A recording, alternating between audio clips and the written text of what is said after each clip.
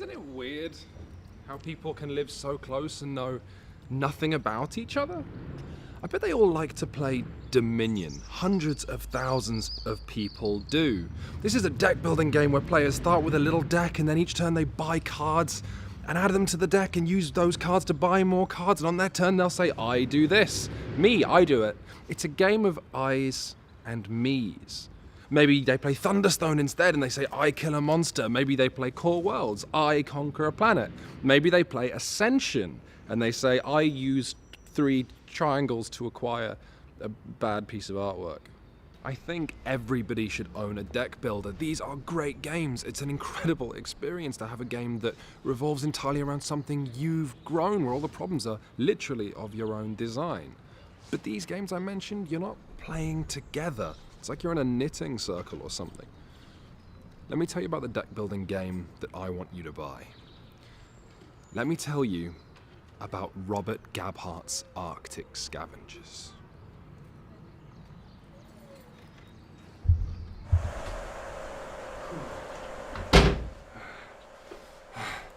Good news, everyone.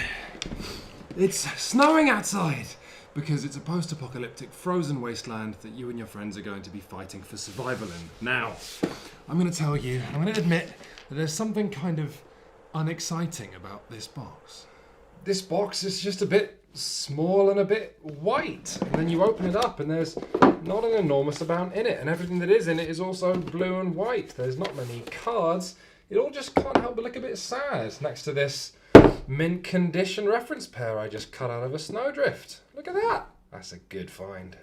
The truth is that Arctic Scavengers could go toe-to-toe with any game we have reviewed this year.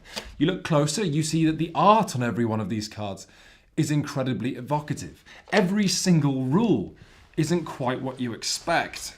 No, these simple components are deceptive, and they conceal a fantastic game of deception. This is the kind of lo-fi setup for a game of Arctic Scavengers. Might seem like quite a lot, but let's get rid of the box and the rules reference and the other rules reference and the card reference, and then this is the game. And this is all you personally have to rely on. A small gang of crummy losers, some scavengers, some refugees, 1 brawler, a shovel, a spear, more refugees. It's not a good scene. If you look at the numbers on the left of the cards, those are what those particular cards are good at. Because you see, on your turn, you're going to be drawing 5 cards and dispatching this selection of your gang to do things of your choice. Maybe you'll send some people hunting, getting enough food so you can pull in one of the mercenaries to join your gang. Maybe you'll go digging in the junkyard, drawing a number of cards off the deck and keeping one of them. Maybe you'll spend cards to draw more cards off your deck if you think that's a good idea. Or maybe you'll keep cards for the skirmish, which is Arctic Scavenger's coolest feature that we'll get to in a minute. Now, in Dominion, failure is something that dawns on you slowly. It's very unpleasant. You're having fun, and then slowly, an hour into the game, you realise your plan isn't working and you've probably lost. Failure in Arctic Scavengers is cruel and immediate, and I like that. Let's say you decide you want to keep your cards back. You send 1 scavenger to do your dig for the turn. You draw a card, and it's Arctic junk. You are now a man down. Let's say you think you have some soldiers in your deck, so you spend another scavenger to draw, and you get a shovel. This is the kind of thing I'm talking about. There is no part of this game that doesn't want to outfox you and make you feel clever doing battle with it. Even the mercenary market, there's food that you can amass to try and hire people, but many of the best people require medicine as well, if you look at that resource in the upper right. So you're going to need food cards and medicine cards in your hand at the same time somehow, forcing you to wrestle with this dual currency mechanic. The junkyard pile is incredible. It starts off good, and then everyone's going to run in and try and grab the rifles and first aid kits out of it, making it less good. And then also, because the refugees aren't very good, probably your friends are going to accidentally just lose their refugees in a snowstorm in the opening turns. And then at the end, you're going to be sending crack sniper teams with shovels and pickaxes to frantically try and dig those refugees back out when population is all that matters. And then there's the contested resources deck. And this is what you're fighting over every single turn. It's also, as there are 20 cards in here, the timer on the game, keeping it a concise 1 hour, allowing everybody to make mistakes, then you're just going to play again because this is so much fun. Every contested resource is an evocative prize, whether that's a wolf pack, a sled team, a grenade, or a family. Each turn, one player, the first player, the initiator, gets a peek at what you're looking for. That player is going to play their turn as normal and keep some cards back for the skirmish. You're going to see that. You're going to keep your best soldiers back. And at the end of the turn, you're going to reveal and you're going to see your opponent was keeping. Stop. Think. Use your cunning. Let's say you see they're holding 4 cards back. That's probably a fight you can't win. So you don't send anything in and they reveal 2 refugees, a family, and a pair of pliers.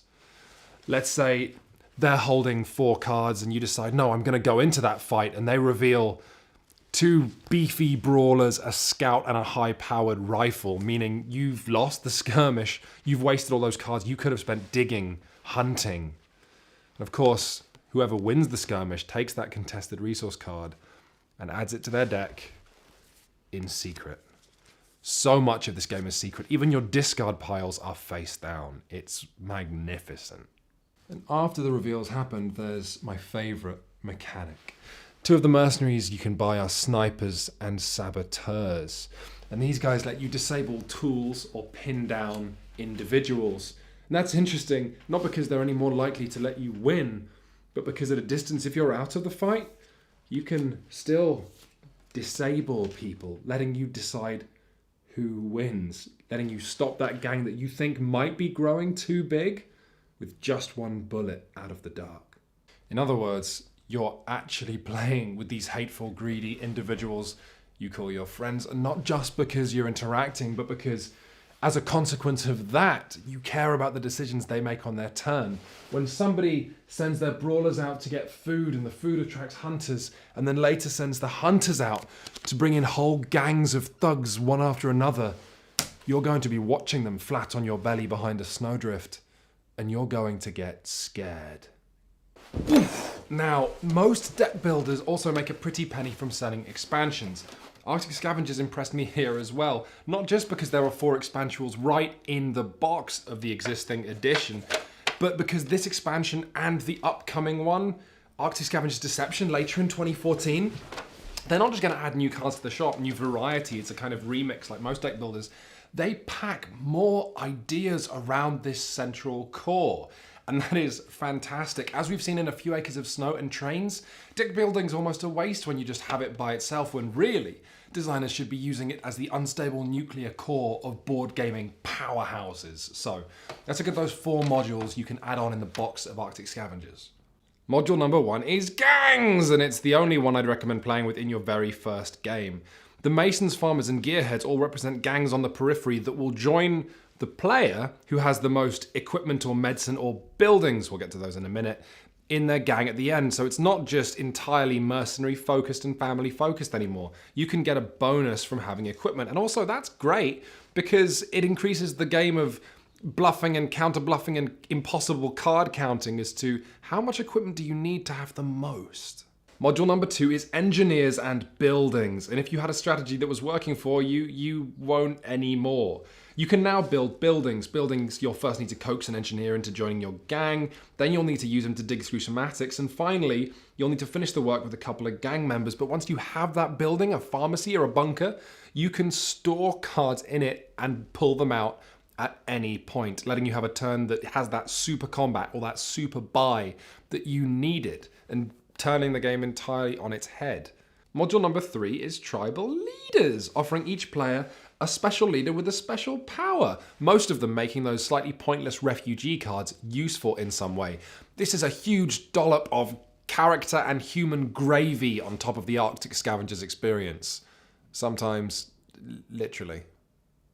And module number 4 just lets snipers wound leaders and saboteurs blow up buildings. And what that does to the game is, well, me and my friends have never got as far as module number 4, and that's great! Arctic Scavengers is a rare thing of a simple game that lets you bolt more complexity onto it as soon as you get comfortable. And that's awesome. I want to go into this game feeling a little uncomfortable.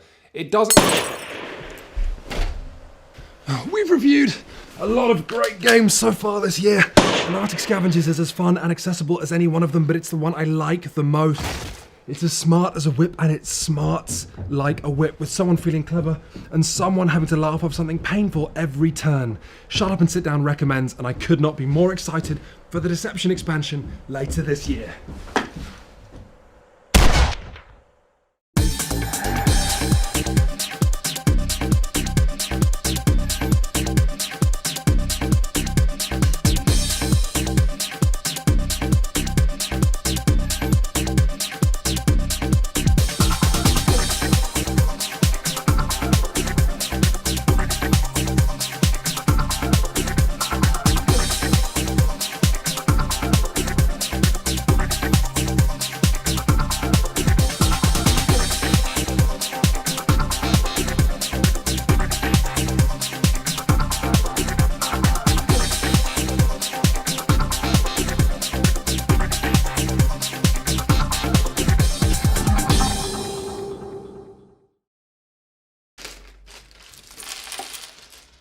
Oh, hi there. Welcome to the final installment of Quinn's Netrunner tips. Now, probably a lot of you have bought Netrunner at this point because I don't shut up about it. So I thought it was a good time to give you my final installment where I give you the greatest tip and the only tip you will ever need. And it's this. Run Net Shield. No, I'm messing with you.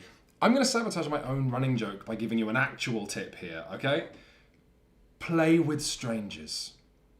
I cannot overstate how important this is, all right? Shut Up and Sit Down started as a way of getting people playing together and enjoying these fantastic games. And the thing is, not only is Netrunner fantastic, but the community, globally speaking, is just the nicest community that myself and many of my friends have ever encountered. So get on Google, whether your local event is a game shop or a coffee shop or a pub. If you have to start your own group and that's only 3 people, do it. It doesn't matter.